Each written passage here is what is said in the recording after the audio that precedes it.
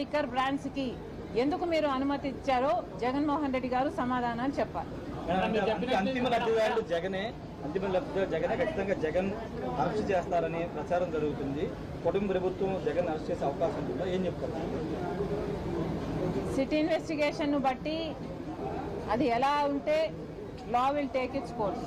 So let's wait and see. చెప్పినట్టు ఇది ఆర్థిక కుంభకోణం మాత్రమే కాదు, మానవ మొత్తం చాలా ప్రాణాలు రోడ్లు పడ్డాయి చాలా కుటుంబాలు. కాంగ్రెస్ పెద్దలు మార్కెట్ టాక్ ట్వీట్ చేసి దానికి బదులుగా సజ్జలా ఉండి ఏపీలో చంద్రబాబుకి కాంగ్రెస్ బీ టీంలో ఉన్నాం. ఏం చెప్తారు? ఏమన్నారు?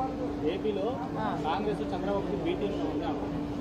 కూటమికి బీ టీంలో ట్వీట్ చేసి కూటమికి బీ టీంలో ఉంది. దానికి సజ్జల గారు మన కోర్టు దగ్గర మళ్ళీ చెప్తున్నాము, కాంగ్రెస్ పార్టీ ఎవ్వరికి బీ టీగా ఉండాల్సిన అవసరం లేదు, ముమ్మాటికి లేదు.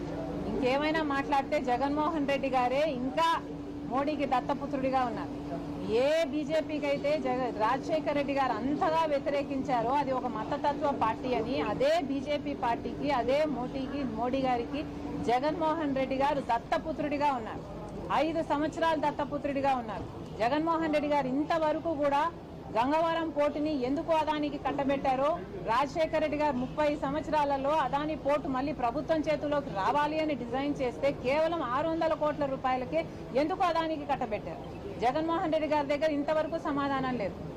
ఇప్పటి వరకు కూడా బీజేపీకి ప్రతి బిల్లులో మద్దతు ఇస్తూనే వచ్చారు. అధికారంలో ఉండంగా అక్రమ పొత్తు పెట్టుకున్నారు. ఇప్పుడు వరకు కూడా ఈ రోజు వరకు కూడా పోలవరం ప్రాజెక్టులో ఇప్పటికీ కూడా మనకు ఎత్తు తగ్గిస్తున్నామని పార్లమెంట్ లో చెప్తే ఇప్పటికీ కూడా దమ్ము లేదు ఈ వైసీపీ ఎంపీలకైనా మాట్లాడడానికి. మరి ఏమనుకోవాలి?